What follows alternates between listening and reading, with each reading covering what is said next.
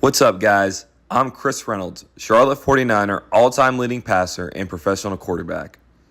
I'm calling all quarterbacks to take their game to the next level, not only physically, but mentally. With 50 career starts and thousands of snaps under my belt, I've experienced many of the do's and don'ts of this game. Join me for a one-on-one quarterback session to improve your biomechanics that allows us to throw with more velocity, accuracy, and efficiency. Have a better understanding of defensive scheme and strategy, and create more efficient footwork. Or join me on Sundays at New Age Athlete from 10 to 11 for a Sunday group recovery and polish to recharge the batteries for a new week. When it comes to film study, I offer in-season, one-on-one, Zoom, or in-person sessions to have a better understanding of how opponents try to attack us and to evaluate your play so we can improve for the following week. All options are on my Calendly link, calendly.com/Chris Reynolds QB, or you can find more information on my Instagram page at Chris Reynolds QB Training. I have a deep passion for this game, and I'm excited to take everything that I learned to take the younger QBs to another level. As always, roll Niners.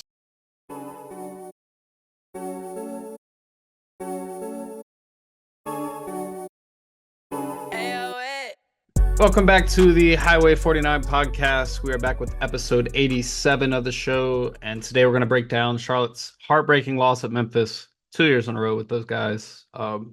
Preview Charlotte's ESPN matchup with Tulane this Thursday. Sports Center is going to be airing live from Charlotte's campus on Thursday, so really cool for the students on campus. And before we get to the best thing we've seen this week, one quick housekeeping note.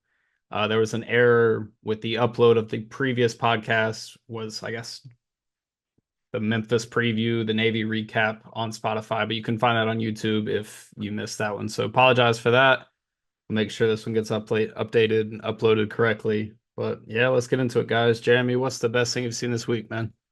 For some reason, there's like a beam of light shining down on me on this Zoom. It's a little halo, man. You look I don't holy. know what's going on, but best thing I've seen would have to be the Hornets game. We saw Asia Wilson in the crowd repping the Sting jersey, Dawn Staley's Sting jersey, her coach for South Carolina. Just shout out to Asia Wilson. Didn't know she was going to be there. She was looking snatched, looking great. Sitting Woo! outside to watch her man, Bam Adebayo, who did not have the best of games, but it's okay when she was looking that good. So Asia Wilson, best thing I've seen this week. Shout out to her. Yeah. Hannah, how about you? Um, for me, I actually got to go back and do high school football this past week. So that was really fun. That's kind of where I got my start doing sideline reporting. So it was really cool to be back on Friday nights. And it was the craziest game. It was really low scoring all the way until the fourth quarter, and then we went to double overtime. And a team that if they lost, they wouldn't have been heading to the playoffs, but they won 21-20, and playoff contention's still alive. So it was just a really fun moment. And during the post-game interview, the team was going crazy, and we did this whole trophy presentation, and he was like, I can't hear a single word you're saying. So he like whistled his team and to rally them. But it was just a really, really fun night. And just the NFL, man. Like, I don't know if you watched that Washington game with that the Hail Mary. That was wild to me. Seeing Frankie Luvu just like have so much joy brought me joy. I was like, I love it when everyone who was on the Carolina Panthers just goes and succeeds elsewhere and they're just so happy.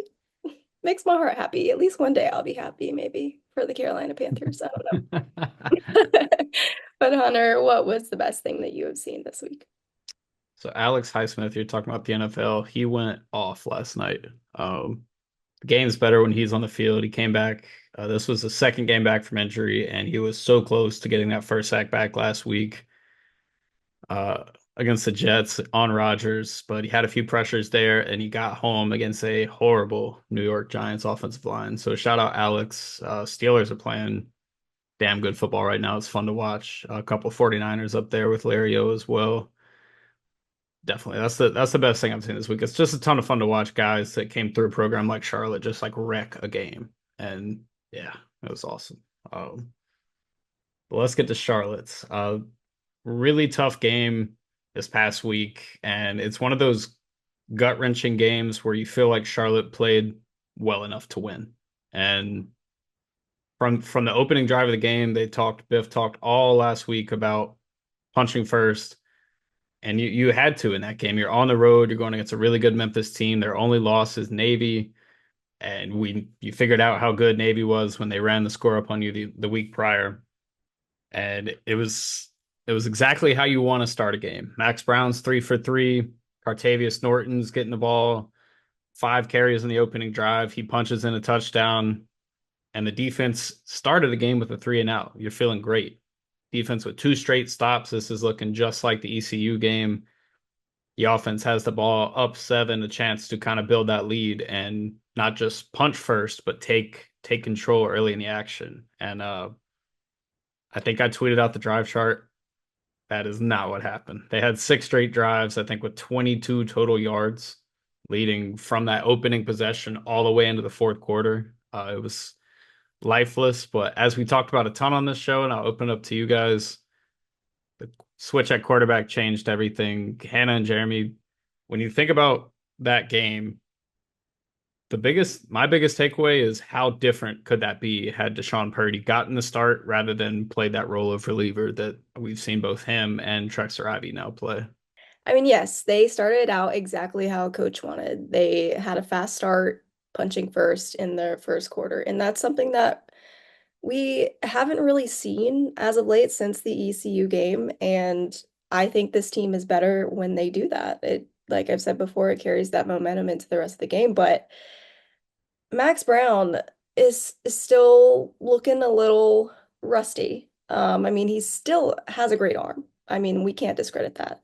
But the momentum shift at bringing in DeShawn Purdie, it could just be my perception. It could just be that he's had more reps. But he seems to fit a little bit with this offense. I mean, he was 5 for 14 with 152 yards with 1 touchdown and 1 interception. Which I is a mean, gross line when you look at it. yeah. And I mean, Max Brown, 4 for 8 with 1 interception. I mean, thankfully, there weren't as many interceptions as the week before. And another good note is that there were no fumbles. So there's a lot of positives from this game. I think that this team came to fight and they showed up, but the difference is that there was no action in the second and the third quarter. It's first quarter, fourth quarter, start and finish. And you have to be able to be consistent in all 4 quarters. And I just think that it would have been really different had Max Brown stayed in the game for the entirety of the game. I don't know. I don't know what's going on there with him, if he just is feeling the pressure or is having a hard time readjusting. But I mean, there was a lot of promise. I mean, Cartavius Norton had a really fantastic day. He had 17 carries for 86 yards with 2 touchdowns. I mean, Omega Blake, he had his 5th touchdown of the season, and he's leading in receiving yards for the Niners. So a lot of bright promises for Charlotte, but I don't know. I just think I'm glad that there was a quarterback switch because, after hearing Biff talk and saying how it's going to be whoever is doing well in practice is going to be the starting guy, I was glad to see at least, a change in the second half. Yeah, when you look at a team like the Steelers, because they played last night, and you're talking about Highsmith, Hunter, and you think of their quarterback situation with Justin Fields and Russell Wilson, and they play completely different styles of football, right? Like the playbook for those two guys are completely different. That's not how it seems to be with Max Brown and DeShawn Purdie, right? Like they're both neither of them are just like, hey, I'm gonna go and just take off down the field and use this dual threat ability and do all this stuff. Sure, they can do it, but they don't do that as often as they need to. So I'm gonna throw this back to you. Like, what is the difference? What does DeShawn Purdie going in there do? Is that more of a locker room team issue? Hey, we got our guy back in. Let's now go at it. Or is it, I don't know, the play calling's different. DeShawn Purdy's maybe making some reads that Max Brown isn't. The ball's coming out with a little more whip. What is exactly like the reason why we're seeing DeShawn Purdie excel in some places that Max Brown might not be? Yeah, so a few stats on that. So Hannah touched on Max's line, 4 of 8, and 3 of those completions were on the opening drive, and he played the entire first half. So that tells you, and you got to tip your hat to Memphis's defense as well. I mean, they swarmed him. He was relatively clean in the pocket, but they got after him, and Charlotte's offense was lifeless. And even when Purdy comes in, so I thought this was kind of an odd exchange. It's clear that Max is done. Like after that pick, he throws a pick. It's another one where he's looking down his target, and that's his guy. He throws it right to him. It's a pick. It's pretty clear at that point. Bobby Rosinski tweets, Purdy's warming up on the sidelines. I did not go to Memphis for this game. And Charlotte gets the ball back off a turnover on downs late in the half. And you got to shout out Donnie Balfour. The defense played good, and we're going to get to the defense in a little bit. But with Max Brown clearly done, they put in Trexler Ivy just for a handoff, which I just thought was weird. I know DeShawn is kind of nursing that hand, so maybe that's the reason to not put him in there or not let Max take that final snap. I just thought it was odd to play the 3 quarterbacks again, even though Trexler doesn't pop up in the box score. But as soon as the second half starts, it's not like the game changed completely. Like we've seen like the Rice game, the second half, as soon as DeShawn Purdie goes into the game, Charlotte's rolling. They're scoring on multiple drives in a row. That's not how this one was. The lull continued. Like it goes all the way into the fourth quarter before Charlotte kind of finds that footing. I think he throws 4 straight incompletions to start, gets sacked on his 5th drop back. And after that, you kind of see him start to find his footing. And Omega Blake is clearly his favorite target. I mean, here's the difference. So to answer your question, Jeremy, I think it's arm talent. I think it's better with DeShawn. I think he can put the ball in tighter windows with more velocity. I think there's buy-in around DeShawn, knowing he's a younger guy. He's not that type of maybe vocal leader that Max is. Everyone kind of talked about that with him. And I think it's poise. I think Max, one thing about Max is he wants to get out and scramble because between the two, and Poggi said this before, Max is more of a runner. He will get out. I think Poggi, I think Purdy will stand in the pocket, take a hit, and make a throw. And we saw that on his first touchdown throw of the game to Omega Blake, 39-yard dime. There were 3 throws, all 3 to Omega, that are like exactly what Biff Poggi said after the game. There's not a lot of players in college football that can make these types of throws. Don't get me wrong, there's a lot of quarterback talent across college football, but let alone from an 18-year-old true freshman.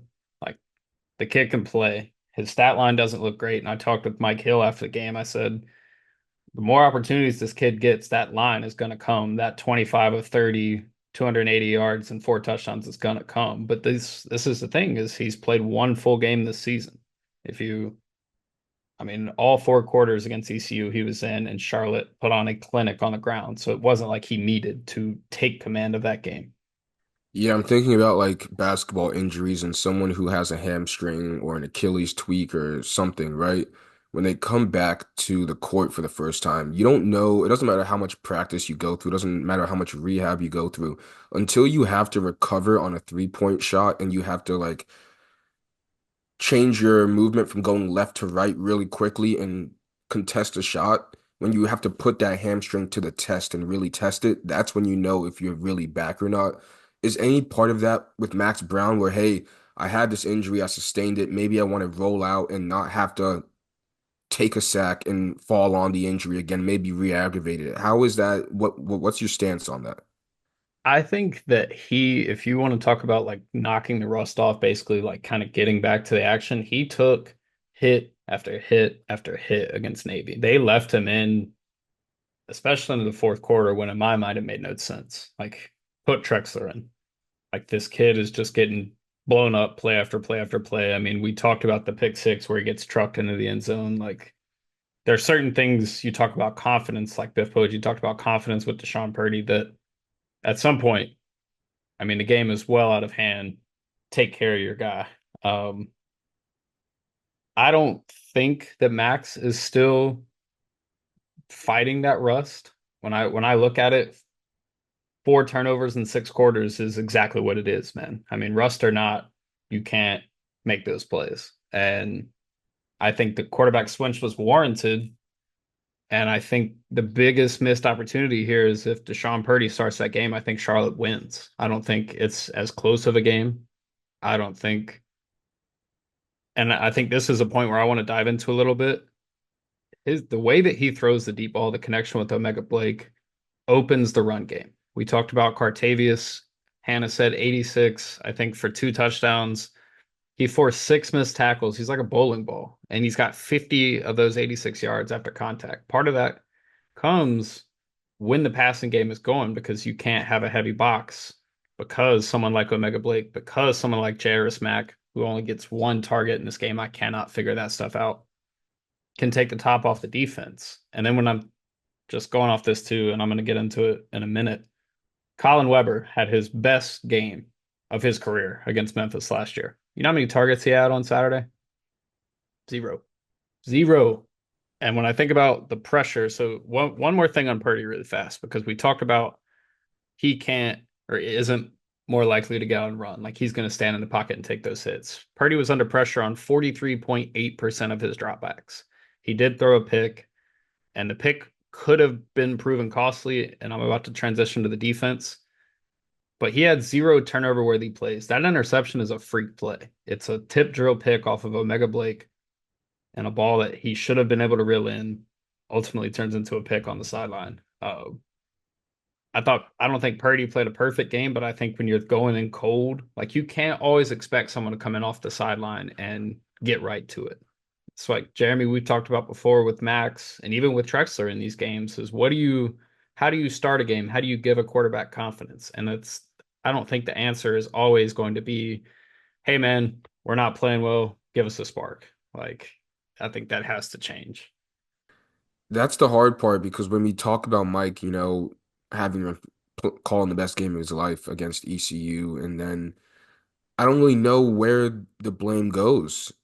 It seems like it's a multitude of people, it's the QB, it's the offensive coordinator, it's all these things that happen, and we always talk about it. We're gonna get back to it again. It plays some part with the defense too. Like you don't have a margin for error anymore. One of these games you have to win, and it doesn't matter how it happens. That's why this Memphis loss is a little like I get it. It's Memphis. They're a big school. Like you think, oh, we lost to Memphis. Big deal, big whoop. It's actually a big deal because that's one of the games you needed, and Yeah. that's one of the games when the season's over, you'll be looking back like, damn, maybe if we had Purdy in the first, second quarter, maybe we have 4 wins, 5 wins, and we're looking for that sixth.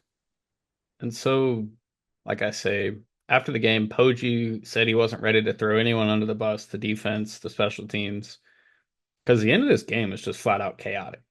So it's 7-all at the half. Charlotte's defense is playing really well. They're containing Seth Hennigan. They're keeping Rock Taylor, Memphis' best receiver, kind of out of the game. But Mario Anderson Jr., Memphis' running back, is just dominating. Like he leaned on Charlotte's defensive line, really the whole defensive front, and you're kind of seeing Charlotte wear down at that point. But they keep making these big plays, like goal line stands with Donnie Balfour getting a pick on the goal line. And Balfour, I mean, I said he had a pick. He also had a pass breakup. He's playing his best ball right now. He was targeted 5 times, gave up 2 catches for 7 yards on the game. That's what you want from cornerback number one. And he should have been everywhere that Rock Taylor was on Saturday. That's the only question I have as far as the defense goes. The biggest thing with this group, every if you're up 4, right, at the end of a game, there's a minute 20 on the clock. Your true freshman quarterback just put you up, and you're an edge rusher. This is when you make your money. There is no better time to pin your ears back and get after the quarterback. And the biggest problem with this defense, there's 2 very glaring ones, but the biggest one is they do not have a closer on the defensive line. Last year, it was Yabi in spots. Last year, it was Stone Handy in spots. Think about the ECU game coming up with a huge sack late. And they had 3 guys get sacks in this game. Chance Williams, who was playing out of his mind in the first half. Damon Clowney got one, and Dre Butler got one. But they were nowhere to be found with the game on the line. Hennigan standing in a clean pocket, diming these boys up at the end of the game. I think if you want to point to where the blame is on this game, we've talked about it all season, and to me, it's at linebacker. With Reed Williford and Cam Burden in coverage, Seth Hennigan was 10 of 10. He lit up the middle of the field. That's been Charlotte's biggest weakness. They have no one there that is making those plays. And Reed Wilford, in my mind, played his worst game of the season and maybe of his career. He had a tip drill interception. Donnie has a great pass breakup, throw into Rock Taylor, Hennigan was, and the ball is right in Wilford's hands to make a play. And this game's still tied at 7 at this point. The offense is sputtering. You have no momentum. This is one of those flip plays that really gives your teams a jolt. He drops this like right in his hand interception. He's thinking about where to go with the ball when he hasn't caught it yet. 2 plays later, it's 4th and 6. Memphis is in plus territory. They decide to go for it, throw it right past his hands in his zone, first down. I would say maybe 3 plays after that, he misses an open field tackle on Anderson. Memphis is up, and it's kind of looking like they're going to take control. I don't want to harp too much on Charlotte's defense because, like I say, they played well enough to win this game for 58 minutes and 40 seconds. The last minute and 20 of the game is inexcusable. You have to be able to make a play in that spot. But they kept Charlotte in it with 6 straight lifeless offensive possessions. And they're going to have to find ways, especially against, this isn't like a transition just yet, but like Tulane is going to score. And we'll get to that in a few.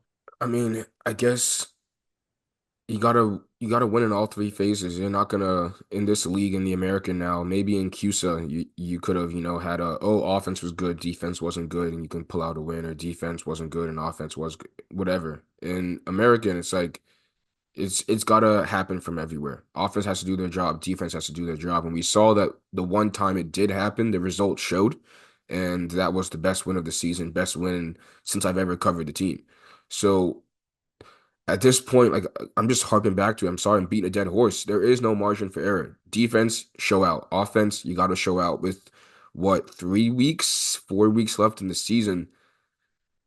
There's no more like, oh, who's gonna be QB? You got to know now. You have to know. These answers, these question marks have to be answered, and if not, that bowl game is out of sight, out of mind.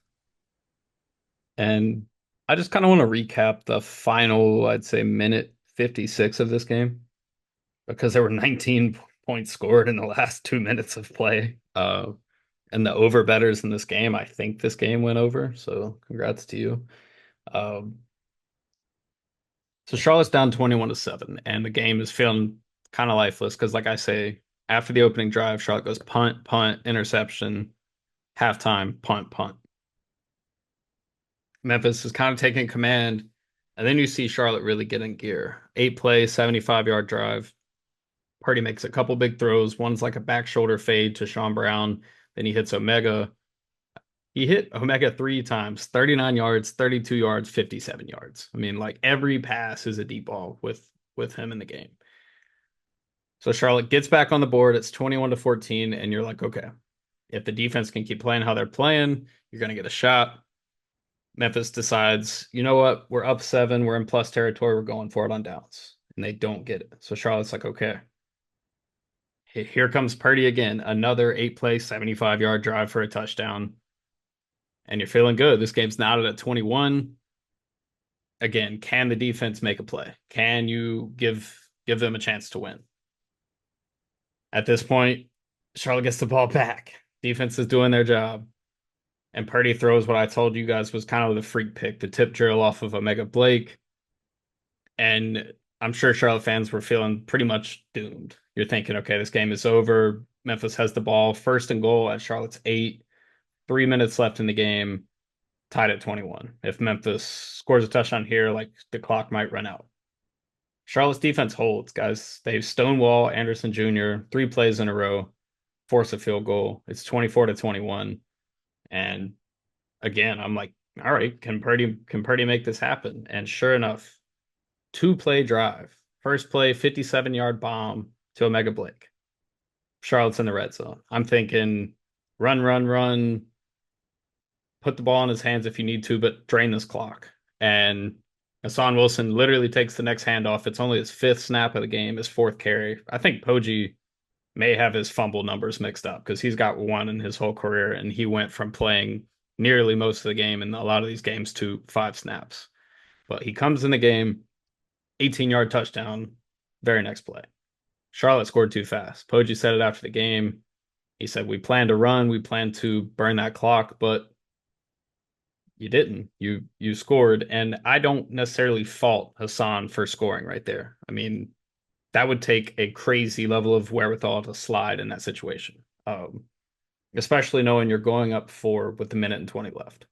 So Charlotte takes the lead 28-24, and Seth Hennigan and Memphis gets the ball, and they needed 49 seconds. They walked right down the field.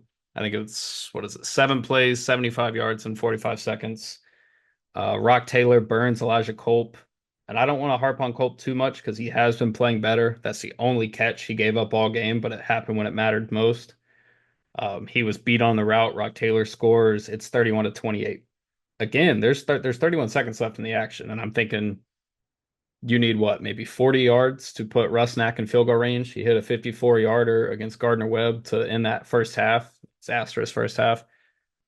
Let's see what happens. And someone that we've praised a ton on this show, Henry Rutledge, who has been a big spark, decided to take the kick, field the kick, and dropped his knee to the ground as soon as he caught the ball on Charlotte's 4-yard line. And it was a decent return before it gets brought back. But instead of being at the 25 with 31 seconds on the clock, you're at your 4 with, I think 30 seconds on the clock. And you're asking your true freshman quarterback to go 96 yards basically in 30 seconds, or at least get 70 or 60 yards. And that's a whole lot different than 38 and your own 25. That was the game in my mind. I thought Charlotte had a chance to win. That cost them 2 plays later. Purdy sacked in the end zone for a safety, and that's all she wrote. All 3 phases are to blame for that. The offense completely folding in the second and third quarters, the defensive late game lapse, and then the special teams blunder. And this goes back to knowing how to win, right? Knowing how to make these late game plays. And I mean, Charlotte was in the same exact spot with this team last year. That's an overtime game last year, 44-38. And how Charlotte responds, you got to hope it's different than last year because they went out the very next week and got blown out by Rice at home. So here's the big spot against Tulane. Hannah, Jeremy, talk to us about what Tulane brings and how Charlotte can win this game on Saturday. Yeah, Tulane comes in being 6-2, and they're 4-0 in conference. And guys, like you said, they're gonna score. I mean, they have a really good running back, Mekhi Hughes. He leads the conference with 939 rushing yards. Just think about that for a second. I mean, Tulane is outscoring its opponents by nearly 20 points. They're on a 5-game winning streak, 4-game winning streak in conference. I mean, they just won 45-37 over North Texas. And they're a good first half team, and really good in the first quarter. I mean, they scored 21 points in the first quarter against North Texas. And they also have a redshirt freshman quarterback, Darian Mensah, and he was 10 for 13 with 175 yards, with 3 touchdowns and only 1 interception. So potentially, if you're going to look at the matchup between if DeShawn Purdie is going to be the starter, you have a redshirt freshman versus a true freshman. And looking at DeShawn Purdie's numbers against Memphis, his aren't bad in comparison to Darian Mensah. I mean, he went, like we said, 5 for 14 with 152 yards, 1 touchdown, 1 interception. So could be a really, really good matchup. I mean, if Charlotte can capitalize in all 3 phases, I think they possibly have a chance. I think the area of most concern for Tulane is that they haven't been really good in the second half or in the fourth quarter, and that has been where Charlotte has shined. So they have the opportunity there if they can hold it down, if the defense can hold it down in the fourth quarter and the offense can close it out. It could be a really, really good game. I mean, it could be a little spooky on Halloween, but I don't know. It's going to be a tough one, and Charlotte can't back down to the challenge. Yeah, I hate to be this guy, but it doesn't look good on Halloween. Sheesh. I mean, the spread's 16 and a half, guys. The money line for Tulane is minus 800. So Vegas is like, if you bet Oh my God. $800, yeah, Good minus Lord. 800 money line. Like, if you're a Charlotte fan and you have belief, plus 500, there's some value there. Sprinkle it on top of something else. I don't know. Have fun. More power to you. but their only two losses are against the ranked opponents, number 17 Kansas State and number 15 Oklahoma. So this team, when you hear they beat the teams they're supposed to beat and they lose to the teams that they're supposed to lose to, that's what this Tulane team is. They know exactly who they are. They don't play down to competition. They whoop up on competition and they play up to competition, but they just can't get over that hump to win those games. But the team is fairly young. I was looking at their team and it's like there's some seniors splashed around, but most of the impact players are juniors. There's some sophomores in there too. Hannah mentioned how the QB is a redshirt freshman, and there's only two receivers with 20 plus catches. Charlotte only has one, of course. And Omega Blake has 18. Whenever I looked at that, I'm like, whoa, the guy has 18 catches. He's making the most of every goddamn catch he has because they're just moonshots that he's catching out of the sky. Um, but like Hannah said, if they're not a great second half team and they're not a great fourth quarter team, and that's kind of where Charlotte excels, we might see something interesting. But this looks like Charlotte is playing for a bowl game. Tulane is playing for the championship, Yeah. right? Like there's two different things they're playing for, and I think Tulane has that motivation factor. Hey, how can you not get up to play on Halloween night? Yeah. Right. So it's not going to be like, oh, well, Tulane's won 5 in a row. They're coming in. They're going to play down the. No, they're hyped up. Night game, ESPN, right? Like good jersey matchup. Crowd's going to be packed. Yeah. What did Biff say in the presser 2 weeks ago? Like, if I need to get you up to play for a game, like a college football game on Saturday, get off the team. Right. Like these are things that we don't need to motivate you for. It's either in you or it's not. And I'm interested to see how this game goes, but you can't start off slow because if you're digging yourself out of a 15 plus deficit in the first quarter, second quarter, that might be all she wrote. Yeah, this is one Hannah touched on their fast starts. If you're right, both of you guys are right. If it's 14-0, this game is over. Like Charlotte's got to get on the board early. They have to find something that works. And I think the pretty clear formula is start DeShawn Purdie. I asked Biff straight up after the game, is he your guy? Because he went on maybe a 3-minute rant about how good DeShawn is. And I said, hey, this is a perfect time to announce that this kid that nearly saved your butts again is the guy. And he said, it's too early to tell. I had Memphis reporters, Memphis fans, writers quoting that tweet and saying, hey guys, we're an outside source. It's pretty clear who is good and who is struggling. And that should be everything you need to know. You guys are right. Tulane is going to score. They're averaging 40 a game. They're converting on 48% of their third downs. Charlotte struggles there defensively as it is. And then they're only surrendering 22 points a game. So they're hanging 40 to 50 on people. They put 47 up. That's right. Last week, or 45 up. They put 71 on UAB just a couple weeks ago. And they can win in a shootout. And they can also win in a low scoring game. They played Rice. That was a lower scoring game. I think it's 24-10. So they can win in different ways. And when you have a back like Hughes, Hannah talked about 939 yards and 9 touchdowns through 8 games.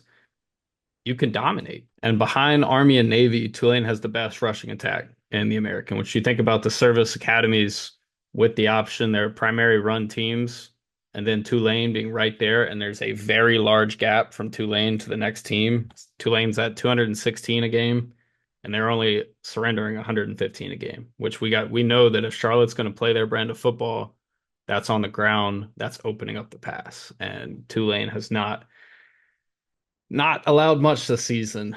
Their defense is probably one of the best in the American. They have the highest defensive efficiency. They have 10 picks, which is the most in the AAC this season. 4 of those are pick sixes. So if Max Brown makes a mistake, if DeShawn Purdie makes a mistake, they'll make you pay.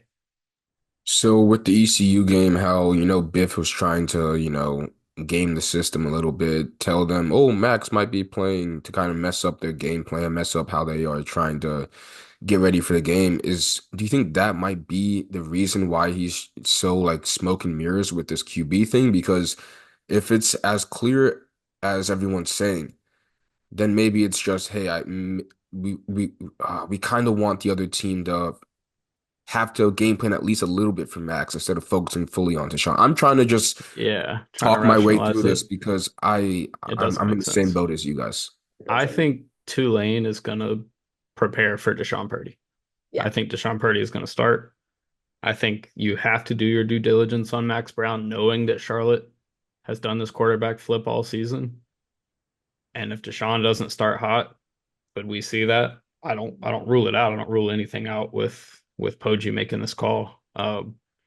I just think at this point, I mean, we've talked about it before. You've paid Max Brown all this money to come here, and it's like I feel like Coach Poggi is at this point to where yes, he respects, Max. I mean, he's a good player, a good kid. Um, he wants to do right by him and give him opportunities. But at this point, when what you need to do as a team is to win, you can't just say we're going to take it week by week and see who's the best in practice. On paper, you've seen who has produced the most in every game, and that quarterback is DeShawn Purdie, and who knows? And we've said this before. People have eyes on him, and it could be a thing to where he's not here next year. And I've seen it all over Twitter, and Charlotte fans, they want to lock him down. They want him to be the future for Niner Nation. And so I think you ride with DeShawn Purdie and you just go from there for a win. And that's the thing with what you just mentioned with Max Brown and Coach Poggi, and he wants to do right by Max. Like, if this was a 2-year deal, 3-year deal, I understand. It's a 1-year deal. It's kind of like, hey, it's like when you place a bet in FanDuel and you bet $50. Once you bet the $50, it's gone. Like it's not like you're paying a bookie on Monday on a Guatemalan offshore book. That's not how it is. Where like you don't pay until until like the cycle of the week's over, right? You gave the player the money, and then the season has gone on now. So this isn't like, oh, well, we still have him for next year under this cap amount. This isn't Zach LaVine, where the Bulls are like, oh, man, that contract is gargantuous. I mean, we're not getting the production we want. It's a 1-year thing. So Yeah. you can easily make that transition to DeShawn rather than be like, oh, we have to go hell over high water with Max Brown in the NIL era.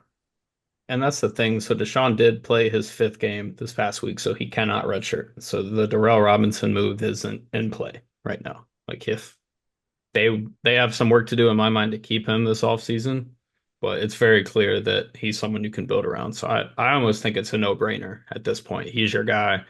You've got Max if you need Max, at least for the next 4 games. And out of the next 4 games, they got to win 3 of them to qualify for this bowl. And they're kind of backing themselves into a corner where they would have to win 3 in a row because, I mean, we talked about it with this game. I mean, Tulane is a damn good football team. So, question to both of you guys, and please don't mince any words here. What constitutes a successful season for the Charlotte team? They were 3-3. You beat ECU. You're 55, or they put 55 on their rival, right? And then if they don't reach 6, what's a successful season for the Charlotte 49ers, truthfully? I think 6 is the only way to have a successful season. Um, this team could very well be, what is it? They've played. So right now they're 3-5. I think this team could very well be 1-7. I mean, you talk about the Gardner-Webb game. Yeah. Rice misses a 40-something yard field goal. It's the only reason they win that game.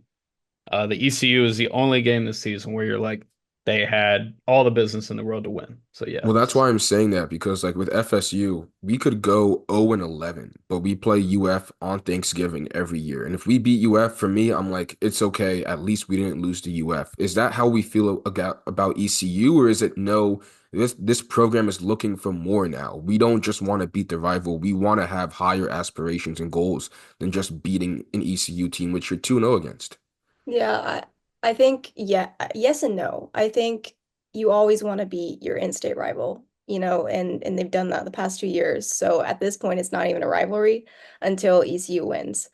Um, but I think for this team, I mean, it's a different team than last year, and I don't think that the team last year would have been producing like they have this year. I mean, honestly, I think a win would be you have to win the next 4 games, but especially the next 3 games at home. I think that's going to be the real ticket for Charlotte is winning home field advantage and going to a bowl game. I mean, For Niner Nation, who's continued to show up and show out, I think that's exactly what this program needs in order to continue the fan support, the program support, funding. That's exactly what I think it needs. Like, I mean, sixth in the American Conference right now. I think that's That's the benchmark. yeah. Yeah, so the shirts last year were 2.5, right? They kept wearing 2.5 shirts. They got the over at 3. Right Right. now they're at 3 wins. So when you look at the Biff Poggi era, and you're gonna go year by year when we look at it 3 years from now, right? And if they're still stuck at 3, and they finish the season at 3, or they finish the season at 4, you'd like to see gradual or steady progression from a coach in his tenure. If we're not seeing that, what happens? Because the quarterback issue, I mean, that's the biggest part where his first year, I'll give him a pass, and Mike, you didn't have the guy you wanted. You had Jalen Jones and Trexor Ivy. But this year, it seems like you do have the guy, but you're not committing to him, even though you gave someone else the bag. So how I'm just trying to see like how we view what's happening in 2 years from now, because right now we're living in it, but we'll look back and have different point of views, down the line. Yeah, it's hard for me to excuse the first year though, because I mean they had a recruiting cycle to get a guy, and Poggi went and got his guy, and that was Jalen Jones, and he was not good. That's Two true. touchdowns, four That's true. picks. Um, this season, you do miss your starting quarterback for 4 straight games. You figure out, I mean, guys, think like if you go back and listen to the episodes, do y'all know? I think we probably talked about DeShawn Purdie more than we talked about Max Brown before the season, about Yeah. how impressive he had been in camp. There's fans asking about him. Did I think that he was going to just ultimately take over this job? No. But I mean, we saw him basically grow up from the Gardner Webb game on. I mean, that was a tough game. He bounces right back at Rice, gets a dominating win against ECU, and then almost does it again on the road against a really good Memphis team. Like that is your quarterback. I do not understand how there's a controversy there. And I don't think there is. I think it's what Jeremy said earlier. They have to find a way. And if you look at the back end of the schedule, by the way, you could go to Thursday night's game for $9. If Charlotte wins last week, that's a $40, $50 ticket. Yeah, 3 of Charlotte's last 4 games are at home. It can Mhm. be done. They have a bye week after this Tulane game. I'm worried about the response for this game. Like I said earlier, after the Memphis heartbreak a year ago, Rice came into Jerry Richardson Stadium and manhandled those boys. It was 28-7. Rice rushed for more yards than Charlotte had altogether. And I think if you can't find a way to at least be competitive in this game, your spirit might be cooked. I want to ask Coach this question, but the devil inside me is telling me not to. If Max Brown is a Ferrari, what the hell is DeShawn Purdie? Is he like one of Yeah. those cars that Dom Toretto lines up at like a race in I Rio mean, de Janeiro and Fast and Furious? Like, what are we talking about? Because I get it, Max Brown, I mean, talking about him in the preseason, like he's the fucking guy. Sorry, excuse me. Like he's the guy. DeShawn Purdie is going out there doing things that Max Brown simply isn't right now. Yeah. And this late into the season, this shouldn't be a conversation. You have to choose one, and the indecisiveness might be the reason why they don't reach 6. exactly. And at the end of the day, like, yes, this is a game, but with NIL involved and everything that's been added in over the years, like this is a business now.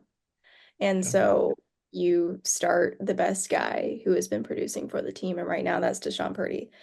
At the end of the That's day, interesting to me because like Biff is a businessman, right? He's really good at relationships and cultivating all these things with players and people outside of football and stuff where you think the NIL era would actually benefit Biff, right? Like he can work his magic. He can talk to the donors and boosters and get the money where it needs to be allocated and go to the players and have that relationship and do this. But if you have your guy, you got to tell us, or you've got to say, hey, we might not. Now we're looking for other options. This shouldn't be happening in year 2, in my opinion. I'll just leave it there.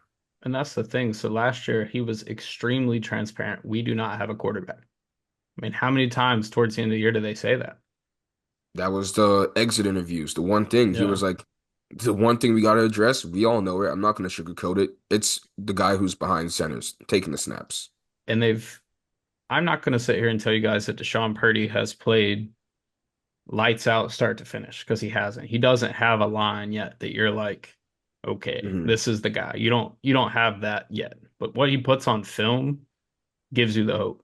The throws that he's making, opposite hash throws, these consistent deep balls are almost always on target. It's like this is the guy. It's the And ceiling, it's the potential factor, and this goes to any sport. Hunter, you and I were covering NBA games, and we're like, that guy's a rookie, but he's showing some flashes. And if right. he's doing this at 19, 20 years old, what's he going to look like 2 years down the line? That's the how we got to think about DeShawn Purdie. What's he going to be like as a junior if you're able to retain him? That's the player you want that can, okay, now we have a chance to get that bowl game. Now we have a chance to win or contend in the American. I don't know if Max Brown, with what I've seen so far, has that potential, has that ceiling, and can take Charlotte where they want to go. I And think it could be, sorry, Hunter. you're It good. could be that he might not fit in this program. It could be that he might not fit in this offense. It might not necessarily be that he is a bad player, which he's not. I mean, we've seen flashes of him being fantastic. He has a great arm and he's really good in the rushing attack. It just might be a thing to where he might not mesh well with this offense. And that's what I was about to say is there are some quarterbacks that can do all right in an offense with the players around them, and there are some quarterbacks that can elevate the players around them. And Max Brown was playing in a Florida offense that had far and away superior talent. I mean, Ricky Pearsall was his best receiver. He's playing on Sundays now. He had running backs. You have a pretty solid O line at Florida, although he did take some sacks. And Charlotte has shown as an AAC team that they can stand up in these moments. They've got playmakers. I mean, we talked about Jairus Mack and Colin Weber having one combined target last week. Like those were your two best players last year. Um, and one last thing I want to talk about is with Purdy, they need to put him in positions to speak. He has been perfect and spot on with the media. And I think this goes back to I tweeted out some things after that game, and I failed to shout out someone on the defensive side of the ball. Mordecai McDaniel. It's a safety that came over, bounced back from JUCO, started with Osborne at Florida quite a few years ago. He led the team in tackles this past week with 12. I mean, that's the biggest game of his collegiate career. Jaquarius Conley is back out on the field. Donnie Balfour had a pick and a pass breakup. Cartavius Norton, 86, two touchdowns. DeShawn Purdie almost saves the game again. None of these guys, even upon request, are made available. We get Des Morgan and Colin Weber, who are great dudes. This is not shots at them. But when you're talking about someone with no targets in the game, no catches, and one tackle, you're missing out on a lot of the storylines from the people that actually produced. And it's frustrating because you just leave a lot of meat on the bone, especially in a game that you're wanting to find some bright spots in, man. Like you almost won that game. And for a program like Charlotte, who has not turned that corner yet, you got to take your wins where you can get them. Yeah, full transparency. The press conference is happening in like 20-ish minutes. None of us are there right now. I was planning on going to the Hornets practice today. Feel a little under the weather, but in general, like Hunter is absolutely right. We have to be able to do our jobs, and this is kind of like a we work hand in hand with, like the SIDs and the PR people and doing whatever because they have to give us information, then we have to go and tell everybody else. And this is like, oh my God, LeBron James just had 60 points in a triple overtime loss or even win. Let's have Max Christie at the podium. Yeah. What are we talking about? Yeah. And I wanted to make a joke earlier. I stopped myself, Hannah. You saw me when I was like, let me not. Because Colin Weber is a great dude. We've had him on before. He's a great tight end, great veteran, great leader for this team. But you mentioned how he had zero catches and you're talking to him post game. Yeah. What are you supposed to do with that? How are you supposed to, get anything of substance for Charlotte fans, readers around this area to latch onto if the people that you're speaking to didn't have the biggest impact on what happened in the game? And I, go ahead, Hannah. sorry, cutting you off. And I think that just goes to show that what it is that we are trying to do for this podcast and for Charlotte fans in general. I mean, we want to highlight this program, this team in the best way possible. That's why we're doing what we're doing. We love what we're doing. And I think we just want to have the resources available to us because we're constantly trying to get out good content for you guys so you can know the team, know the storyline, so the players can have their stories out there, for all the hard work that they're doing. That's our job. That's our job as reporters. That's our job as this podcast is to provide the best content for, this season, for this program to continue that success. So we just want to be able to give Niner Nation the proper content that it deserves. I'm gonna drop a Mike Hill on here. You think this is a revenue sport? You think what we're doing is out of revenue? You think this Highway 49 thing is because we're making bank off of this? No. This is for the love of the game. This is us on a Saturday, on a Thursday, being like, yeah, I will be at the press conference at 11 p.m. because, like Hunter said in previous pods, these are kids. These are 19, 20, 21-year-olds. And you want these are moments they'll look back on in 10 years and be like, damn, I was a college football player. We beat ECU on this night doing this, doing this. I had a great game doing this.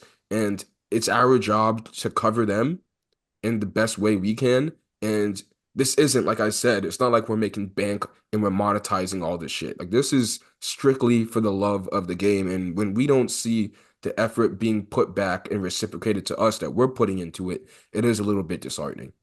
Yeah, you said it perfectly. It is our job to tell the stories. It is our job to cover the team, give our takes, support the program. I mean, that's what all this is about. And it's also the SID staff job to put their players in position to do that.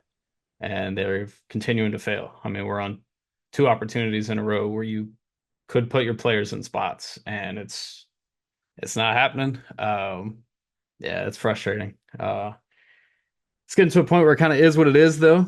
And I mean, the season's winding down. You've got about a month of football left. We talked about it. Charlotte's got to win 3 of 4 to get to that promised lands, that bowl game. And in my mind, they've got the ammunition when you look at the schedule. South Florida at home, FAU on the road, UAB at home. Those are 3 winnable football games. I do not think Tulane is a likely win. Jeremy talked about the money lines side of things. I think Charlotte can put up a fight in that game, but Vegas is kind of talking right there. Yeah, you're a sicko if you bet either way. Jesus Christ. Are we about to wrap up? What's the deal here? Yeah. Okay, if we're about to wrap up, I don't know when you're gonna drop Hannah's ad in there, but it's getting cold, guys. It is getting chilly, and I like to be warm. So get some One Campus Co stuff because I walked outside one of the past days and I was like, God damn, it's like 8 p.m. and I'm shivering right now. So yeah, just dropping that in there. Are you ready to elevate your school spirit? Look no further than onecampusco.com. Whether you're in the classroom, on the field, or cheering from the stands, we're dedicated to bringing academics, athletics, alumni, and fans together. Founded by our alumni-owned parent company, One Chapter in 2021, we recognize the need for quality apparel at reasonable prices and created a shopping experience that connects fans with their university. Join us in showcasing your pride and giving back to your community.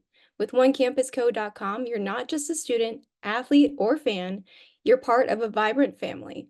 Together, let's celebrate what makes our university special. Visit us at www.charlotte.onecampusco.com using promo code HWY49 for 10% off. I better see Niner Nation show out to Sports Center on Thursday. I better see signs. I better see students because that's a big deal for Charlotte. I mean, in the center between co-ed and CHHS, like an ESPN game on Halloween. I bet. Yeah, you're right. This is the litmus test. Like Sports Center's here Halloween Yeah, tonight or on at night. This isn't just the SID. This is for the entire Charlotte social media team. You guys better come out with some crazy spooky Dominate. season types of posts. Like you don't understand. There are some social media teams that would pray to God to have a game on Halloween night because On they just want to get in ESPN. there. the They want to tennis get in their creative bag. uniform reveals. Exact, like, come on, man. Like, this is a golden opportunity, not just for the game itself, but for the university. Use this exposure and benefit the most off of it. And we'll be sure to be talking about it next week, whatever happens. Definitely. I mean, it's 7:30 kick, prime time. Your trick-or-treaters, wow, your trick-or-treaters are done. I mean, you're not really trick-or-treating until 9, 10 o'clock. It's getting dark. You're back home, you're watching football, and that's a game to watch. I mean, Charlotte can compete in that game. And yeah, if you're gonna lose on the field, you better dominate on social media. That's how I see this one. You gotta look out. You gotta take advantage of this moment. It's a big one. As always, we appreciate you guys tuning into the podcast. Charlotte has a bye week. They actually have quite a substantial little break here, playing Thursday. So they have that Saturday off. They have the bye week in between, and then they have another home game with South Florida on November 16th. We'll make sure to bring you guys content, and we'll do the best we can as far as getting players on. As always, we appreciate you guys, and thanks for tuning in to the Highway 49 podcast. We'll be back soon.